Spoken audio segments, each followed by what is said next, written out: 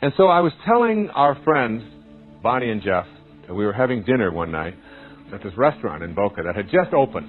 It's called the Cheesecake Factory. It's one of those places that serves you just monumental amounts of food, which seems to be what we're doing in America these days. You know, like they bring your salad out in a wheelbarrow, you know, and free refills on, 64-ounce drinks and, things like this. So it's a wonderful place. But they had like these spotlights out front, and it was a grand opening, and my wife and I had been invited there to be, at their opening and so on. We were there, and we took Bonnie and Jeff with us. And I was telling them about this meditation. That is the subject matter of this program. And Bonnie got really excited.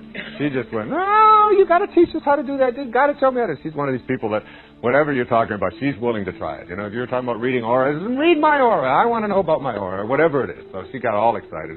And Jeff is the father of one of our children, Serena. His best friend is their daughter, Courtney.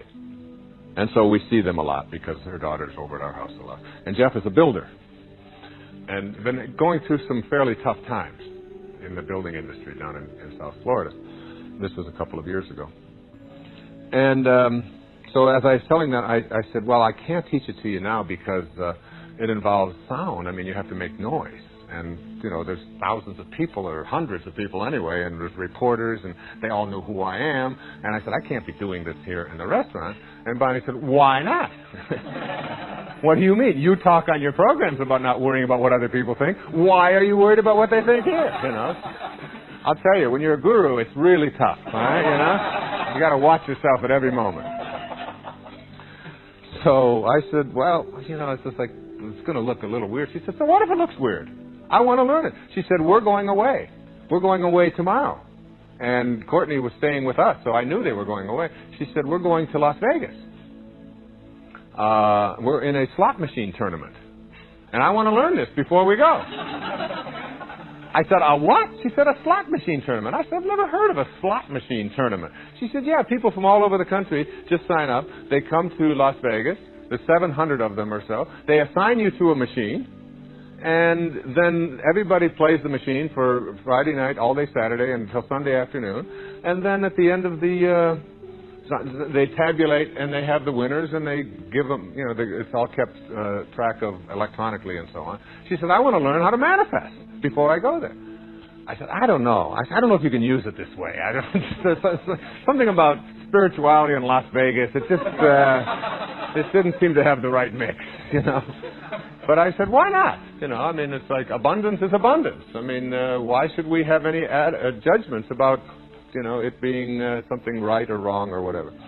So we started doing I started explaining the whole meditation that I had been taught by Guruji, this great teacher.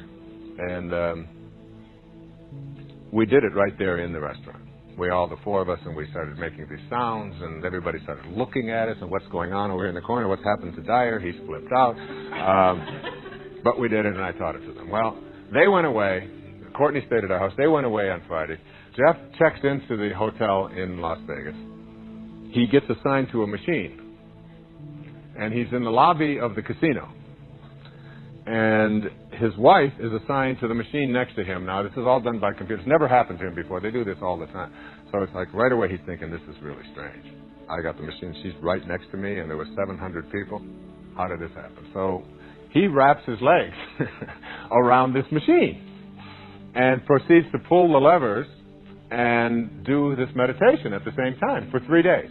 He's going, and everybody will look, in the casino. You got to get a picture of this, This is like a guru sitting at a slot machine doing the sound meditation with an absolute total conviction that he could make something happen here. And they come back on Sunday afternoon. They get back Sunday evening, and they come over to pick up Courtney. And Bonnie comes running in, She's so excited. She said, we won, I can't remember the exact amount, but it was something like $27,000. She said, do you think it has anything to do with this meditation? She said, we've never won anything doing this before. And Jeff comes in behind her, and he has just bought himself a brand new camera with one of these, he's filming the whole thing, one of these portable video cameras. And he puts his hand on his hip and he says, just call me Just the Manifester. All right? Like Conan the Barbarian, you know, he's Just the Manifester. He began practicing that meditation. And he put in a bid on building something like 200 homes that he received. He had never, ever, this is a small building company. His income has like quadrupled. His building, a number of employees have like tripled. He's just, all kinds of these fabulous things of that he has been putting his attention on have begun to happen. I mean, what I'm saying here is I don't know that if you put your attention on just going to Las Vegas and having money come into you, that this is like something for, you know, everybody thinks, well, I'll just get greedy and I'll just have a whole lot of money. But there's something about abundance and having it show up in your life and your ability to put your attention on what it is that you would like to manifest. Yesterday, or a couple of days ago, in Lilydale, New York, where I had taught this manifesting technique a year ago, there were 5 or 6 people there who had been there the previous year. And each one of them came up on stage and talked about what they had done. One woman had manifested for herself a metaphysical bookstore, which she had always wanted to have. And she did it without having any money. She had no down payment, no nothing. She was now the owner of and running a profitable business in, I think, Silver Spring or something like that, Maryland. Another woman talked about her cancer being in remission after practicing this meditation on a daily basis and putting her attention on healing and so on. Another, a man came up who was 60, no, it was a woman who came up who was 60, who had lost 65 pounds in 1 year. But before, she had done this many times before, but she had never done it where she hadn't been able to keep it off for any length of time. And she said, I put my manifesting attention on keeping it off and not going back to my old addictive ways. And she said, now for 1 year, I have been at this weight. These kinds of stories, I had another person tell me that they had been told, this couple, young couple, had been told that they couldn't have a child. That their wife, her name was Denise, had premature ovarian failure, and her uterus could not support a child. And she had been given, they'd been told this, but yet they began to practice this meditation. In fact, practicing it to such an extent that which is one of the things that I was taught, is that you have to act as if what you want is already here, because it really is. Because we're really not creating anything. We're just realigning ourselves. When you manifest, you're manifesting just another aspect of yourself, which I'll explain a little bit later. So that it isn't like you don't take on this role of creator, you take on this role of attracting to you that which already exists.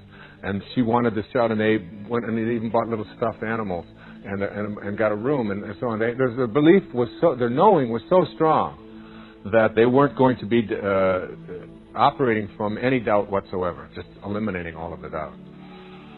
And they sent me a picture of their 3-month-old child with him holding the baby. Got a picture of it here.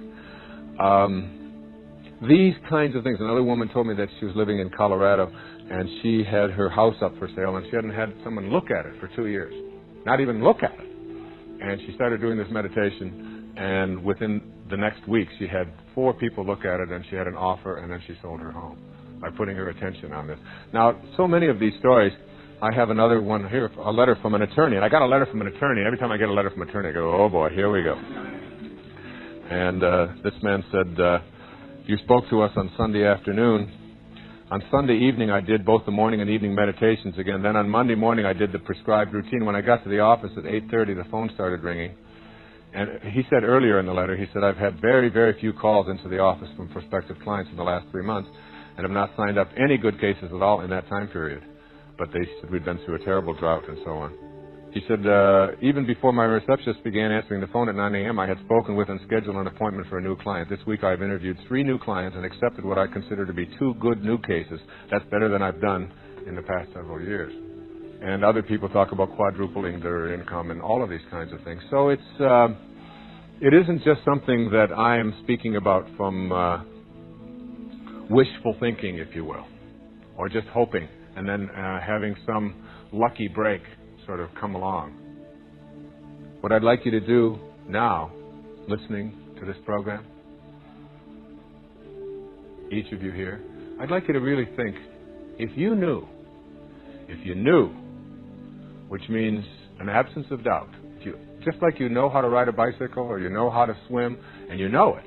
Like if you know how to swim and someone throws you into a swimming pool, you are not going to drown. You know you can swim, and your nature just takes over, and you just swim out of it. If someone hands you a bicycle here, and you've been on it before, even though it's just two little wheels moving through space, if you knew that you could ride it because you've had that direct experience of it, you wouldn't have any doubt. You would get on it. If you'd never been on one before, then you would have some doubt.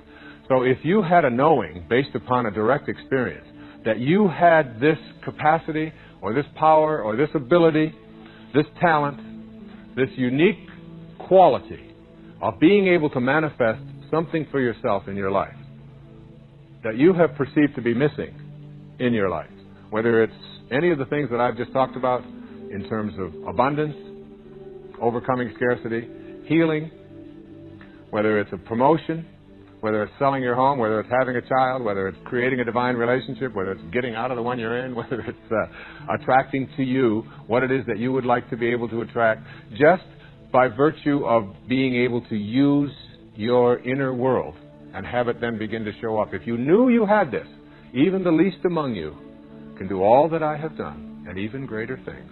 If you knew that, what would it be? And just sort of jot it down in your consciousness. What would that be? And even if it was a healing for somebody else, or even if it's a very, quote, unselfish, being able to create world peace, or being able to affect a healing of someone close to you, or whatever. If you knew you had it, what would it be? And just put your attention on it.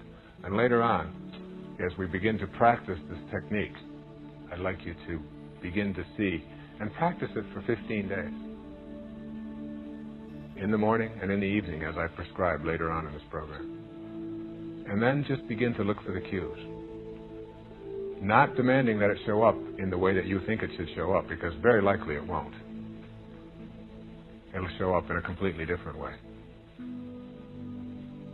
It is taking your own divine self and beginning to have a knowing that is so powerful that you begin to practice certain principles that put you in touch with or align you with that spirit that creates and causes everything in the physical domain.